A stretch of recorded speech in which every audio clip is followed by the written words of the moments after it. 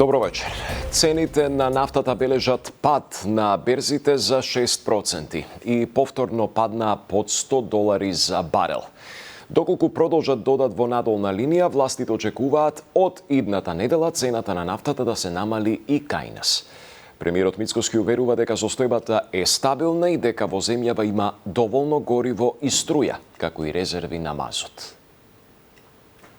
АДСМ има одлука од страна на владата уште во декември месец и некаде околу 3000-3200 тони стојат на располагање, согласно потребите, така и тие ќе се однесуваат. Според експертите, кризата со нафтата и неиспорачаните количини во овој момент се проценува дека е поголема од големите две светски кризи во 70-тите години од минатиот век. Тогаш отприлика дневно недостасувале помеѓу 9 и 10 милиони барели.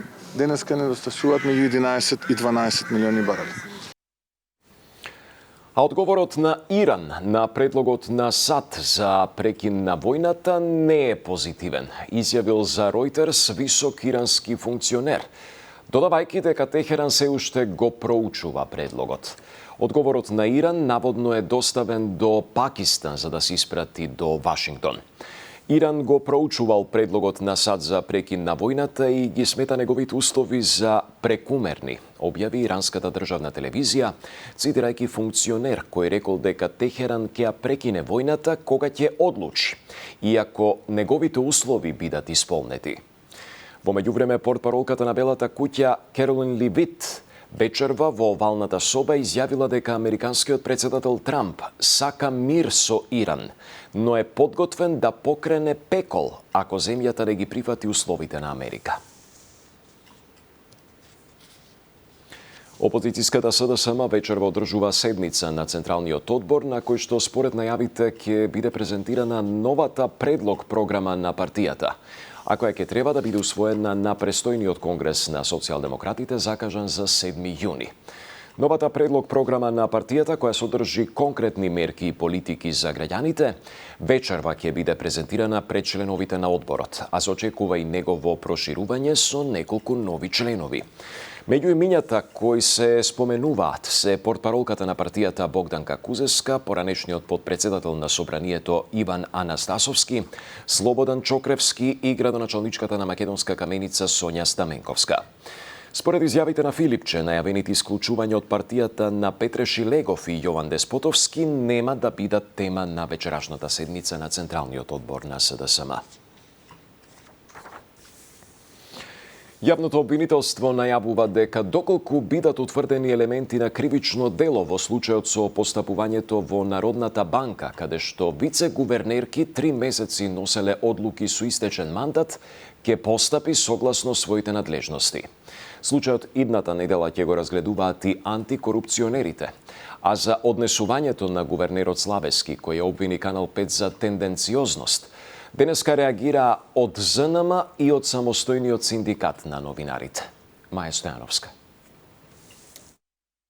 Дали основното јавно обвинителство ќе отвори постапка по допрен глас? И дали ќе ги истражува индициите поврзани со примената на Законот за Народната банка и работењето на гувернерот Трајко Славески, откако Канал 5 објави дека највисокото тело во институцијата веќе 3 месеци работи со вице-гувернерки со истечен мандат.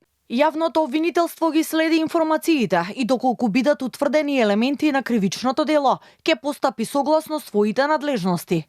Председателот на Државната комисија за спречување на корупција Адем Чучул пак во телефонски разговор ни посочи дека досега не бил запознаен со случајот, но потенцира дека следната недела тој ќе биде ставен на дневен ред на редовниот колегиум. Канал 5 упати прашање и до ВМРО ДПМН дали со цел утврдување одговорност кај гувернерот и двете вице-гувернерки ќе побараат отворање на истрага од надлежните институции, но и дали го осудуваат вчерашниот недоличен однос на Славески кон новинарот на Канал 5. Од партијата одговорија: Епската битка на СДС, која наликува на онаа шега где е печат, треба да заврши единствено на начин кој ќе е во согласност со законите и уставот.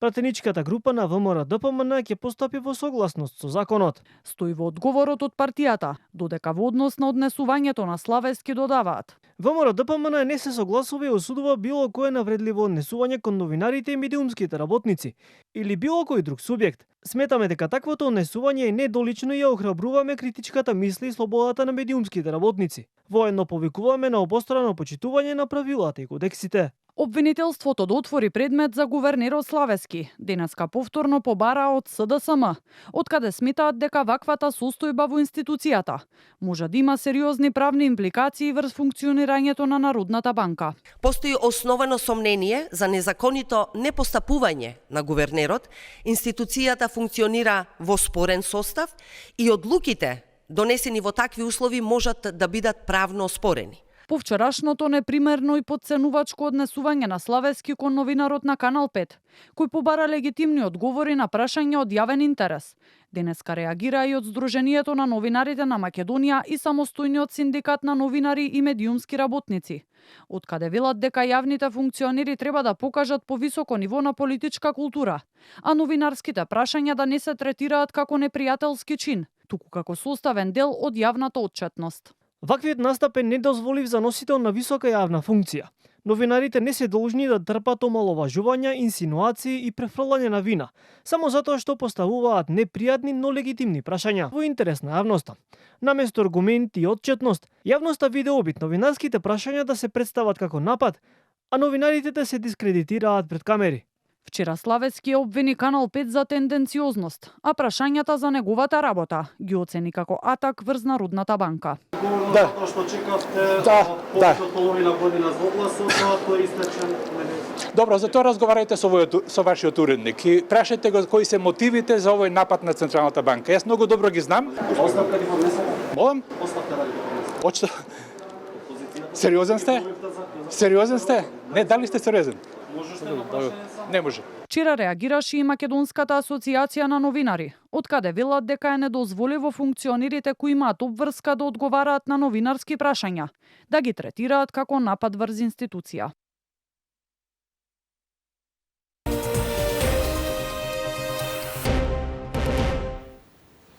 Дискотеката Пулс не смеела да биде во индустријска зона, каде што не е дозволена пренамена за угостителска дејност од ваков тип.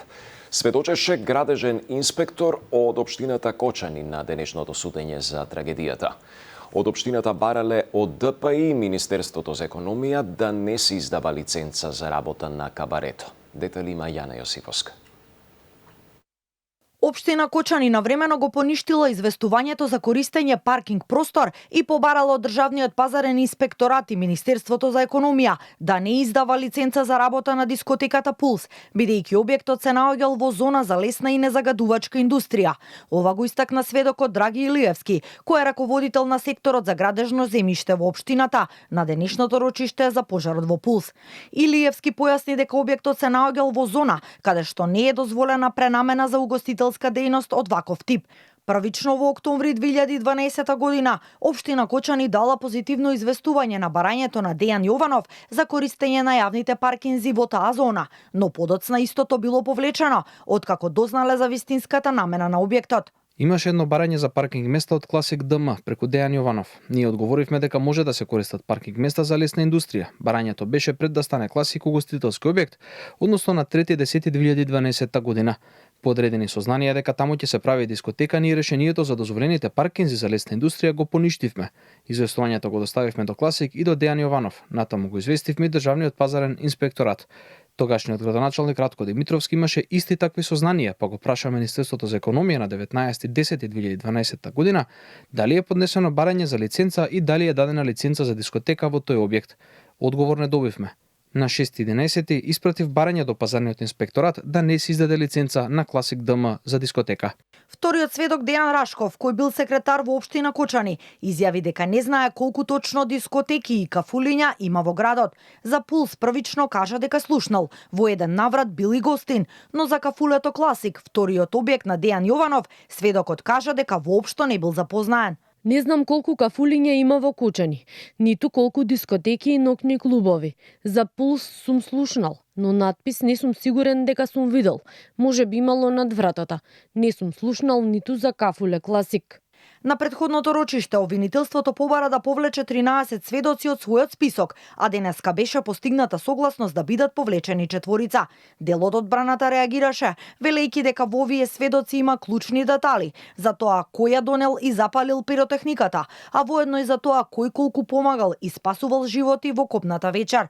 Висшиот обвинител Јакимовски пак одговори дека тоа што тие спасувале по пожарот не ги амнестира од одговорноста дека придонеле за истиот. За обвинителството не е спорно да се прочитаат сите искази кои потврдуваат дека сте спасувале од после, како што спасувале и други лица и пожарникари кои настрадале при спасувањето и сега се мртви. Тука сме за другиот дел, за вашата улога во тоа како настанала трагедијата, а не за спасувањето. Следното рочиште за пожарот во Пулс е закажано за на почетокот на април. Тоа беше се. Пријатна вечер.